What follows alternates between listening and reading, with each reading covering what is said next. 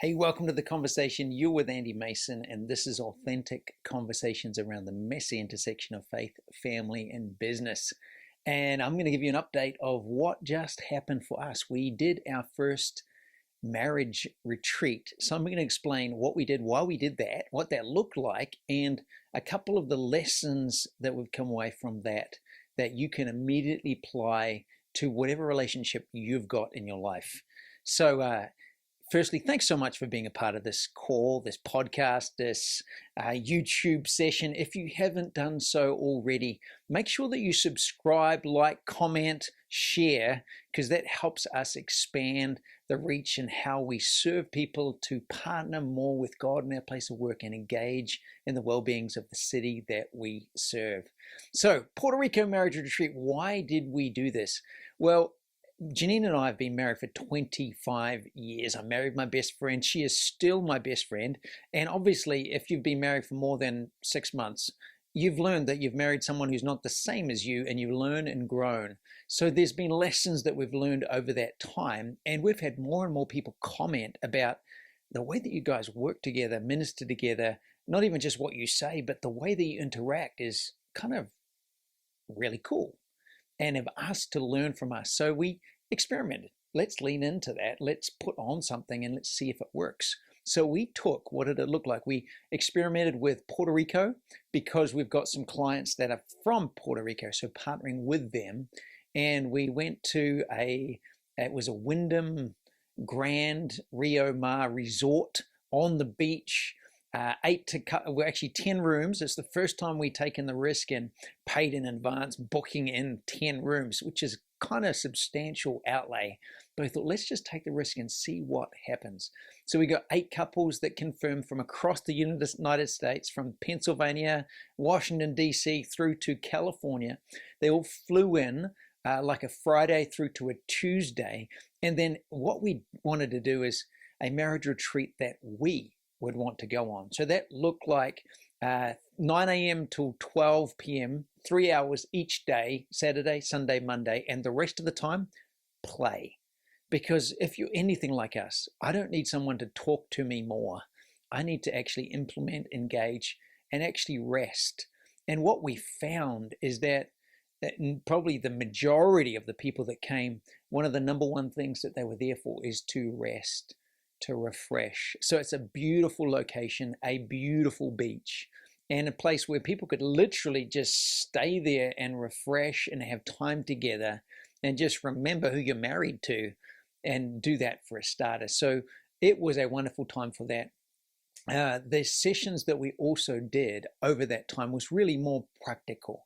As in, here's some case studies of our life. Here's the dumb things that I've done. Don't do this. It's like, here's what I did. Here what was behind why I did that. Here's what I learned about that, going deeper. And here's what you can practically do to not do what I did. Turning down the volume of the voice of my wife. Becoming dead emotionally. So I'm physically present, financially available, but not emotionally present. Some real practical things like that. And then one of the highlights was we flew from California, our personal marriage therapist, counselor, coach, friend, Cheryl Wilder from Redding, California. She was just such a help for us. And so we brought her in, paid for her to come, and then she got to be available for these couples. And she's got 30 years of experience. She's seen and heard everything. And whatever you're facing in your marriage, you are not the only one. There's been thousands before you that have had to deal with the same stuff. So it was just so good. The first day, people are kind of quiet, not asking anything. Second day, 9 a.m. till 10 a.m. each day was just questions for Cheryl. Ask anything.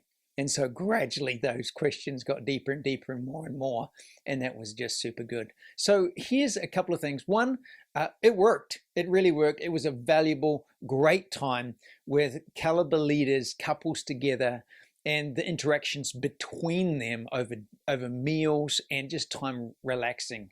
We went to Bio Bay. It's literally kayaking activity where you go out at night and it's bioluminescent water, where you literally hold up your hand, it water runs down and it sparkles like, I think, plankton or something similar.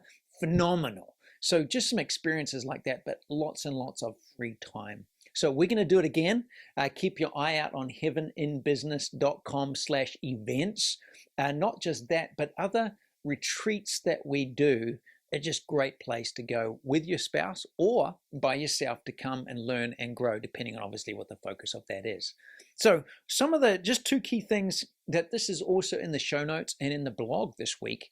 Just two things wherever you're at in your relationship, things to remember, pay attention to, and a couple of resources to help you grow even more. Number one is prioritize intentional fun together. When was the last time that you and your spouse, wife or your husband, went out and played together? Remember when you were dating or you actually really like someone, you would literally do anything, whatever they wanted to do. You'd walk, you'd run, you'd hike, the things that you would not do in normal life sometimes for some people that do it because this is someone that I want to be with. I want to play together. Let's go and throw a frisbee. Let's go and go kayaking or paddleboarding or swimming or eating or whatever it may be. So action step number one is do something again that's playing with your spouse. And so here's just a couple of real basic ideas. Find a local beach or park or river with a trail and go for a walk and hold hands. Like there's something about holding hands together. Maybe that's going to a movie, then sneak your hand across and grab a hand. Now, if you haven't done that for a while, she might get a fright. Or he might get a fright, but I guarantee you it's going to work out okay. Another one is grab a set of cards or a board game and compete. And Janine and I do this pretty much every single day. At the moment, it's a little card game called Gin Rummy, and most of the time I lose. But it's this just fun play together. We play another board game called Settlers of Catan. And again, we'll play for a period of time. We'll leave it set up. What about doing a puzzle together? Another one is grab a DIY project kit and build it together. Maybe that's a planter box that we're looking at doing together. But it's these simple things that you can do together. Sometimes if you're sitting opposite one another and just staring at each other, it can get fairly intense. But just go and take the pressure off. Go and do something together. Go play. One of the things that Janine and I did last year was we got line dancing lessons. At the local gym, they offer these courses. It's the funniest thing. Now, full disclosure, one, it was kind of awkward, but two, the majority of the people, average age was our age plus 15. So if they're doing it, why not you and I? We can go and have fun. And one of the days, my sister actually showed up from New Zealand. They were visiting in the area, got to come and stay with us. And so it happened to be that night. So she came with us and stole the show. Great moves. She could have literally led it. But it was fun. What's the point? It's actually playing, creating memories, having fun together. Check out the fun ideas on the adventurechallenge.com. You'll see there's a whole heap of things you can buy, and they've even got a little camera you can go and take things in a scratchies. So you scratch them off and then you go and do what they say. Just fun little ideas that you've got no excuse. Here's some ideas. Here's another one. We did line dancing, but actually before that we did ballroom dancing, which is way more complicated. Line dancing is kind of fun because everybody's like goofing around. It's so line dancing, but it's actually really, really fun. So go and check that out. Grab a blanket, get some snacks, and have a picnic in your backyard or on the living room floor.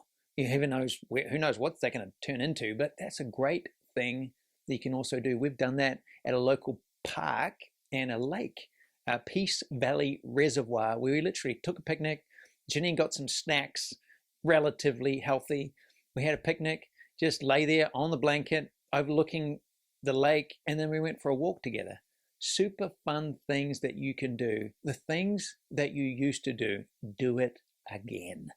Surprise your spouse with that. Say, hey, should we go play together? Maybe it's a game of pickleball. There's so many different ideas. Perhaps you could add some more to the list in the comments below.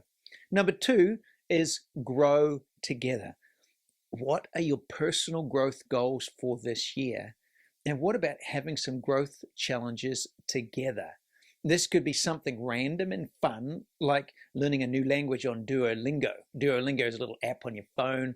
Janine and I were learning German, and the key thing with that is it's competitive. So actually, it's got this gamified German language learning. And so we'd see, how many lessons did you do this week? Did you get the stars? Am I ahead of you? So we did that for a period of maybe 5 or 6 months, and then got a little bit bored. So change it, do a different language, do something different. Another thing that we do is we'll go walking together, obviously in order to get fit, or maybe it's a growth challenge of losing weight. And so now we compete in the amount of steps that we have. Now, obviously you can tell we have a lot of competition. It's friendly competition to help and spur and encourage one another as opposed to one-upmanship. So I just encourage you to do that. But then there's a whole heap of other things that you can do together in growing. And maybe that's creating new experiences. Perhaps that's volunteering together on some overseas experience or your local city mission. Go down, do that together, create the experience, but you're going to get outside your comfort zone. That's the goal, and do something that's new, but do it together. So you're creating these memories together, side by side. Another one, read a book together and talk about what you are learning. Janine and I actually walking through, last year we did together Retreat and Daily Life, which was a spiritual director we met with individually, and we walked through this curriculum. But then when we walk each morning together, we would talk about what you're hearing, what are you learning, what stands out to you. And then we've decided to continue. We're obviously not doing that program anymore, but we're still walking together, and we've decided to read the same Bible chapters together and then discuss what we're hearing. So both of us are in the book of Nehemiah at the moment, and we bounce around all over the place, but reading intentionally through Nehemiah. What are you learning? What do you see? The beauty of that is what she is learning, what I'm learning is different and similar. And so you learn and hear different things and different perspectives as you have those conversations, which is just so wonderful. What's another one? Buy a DIY kit. That's practice. We said under having fun together, but what if that's a learning? So you can learn how to do certain woodwork projects together. Maybe that's learning how to paint together. Maybe it's going on a class that you could learn how to paint. As Janine and I were walking this morning, one of the thoughts is, what if we did a self-defense class together? I'm sure I can Google that, find that. That could be really interesting, especially if we're paired up with each other. I'm not sure if that would be the safest thing, but there's so many things that you can learn and grow in, and so many of them are low or no cost that you can just engage in and do together. Learn about the outdoors. You could find a conference on a topic that interests you. What about a Toastmasters course and do that together? That's put on by Speech Crafters, I believe it is, or Toastmasters. The little courses that you can do, not overly expensive, but you're going to grow your skill. But again, do it together. And then find a marriage retreat or conference and jump right in. And here's some links to one. These are ones that we know of, heard of, and have a great reputation. exomarriage.com, loveaftermarriage.com, the Gottman couples retreats, and obviously heaven and business retreats. They're awesome. Check those out. And here's some resources just to help you. 7 Principles of Making Marriage Work by Dr. Gottman. And there's a summary in the chat link below. Then there's also a book, 7 Secrets to an Awesome Marriage by Dr. Kim Kimberling. And they've got an email you can subscribe to that gives you just great little ideas to help you in your relationship. There's one that I just downloaded, and it's literally the kissing challenge, 16 different ways that you can kiss. Now, I'm not sure if I should tell you any more, but check it out. Go onto his website, get that book. There's great resources to help you wherever you're at in your relationship. So here's the challenge for you. Next step, number 1, text your spouse. Grab your phone right now, text your spouse and say, hey, want to do something fun tonight? And then go ahead and do something. Create memories together. Send the photos, the pictures to us. If you do that, I'm sure there's something we can do. We'll send you maybe these links to the 16 key kissing exercise from Dr. Kimberling. That could be fun. And secondly, go make a memory and talk about how you could do this more. What if we could create great examples for our kids and for the people around us? The world is really messy. And so it's so important that we lead the way and protect that which is most important. That's you and those closest to you and those healthy long-term relationships. So bless you. Make sure you check out the resources heaveninbusiness.com, and we will see you again next week.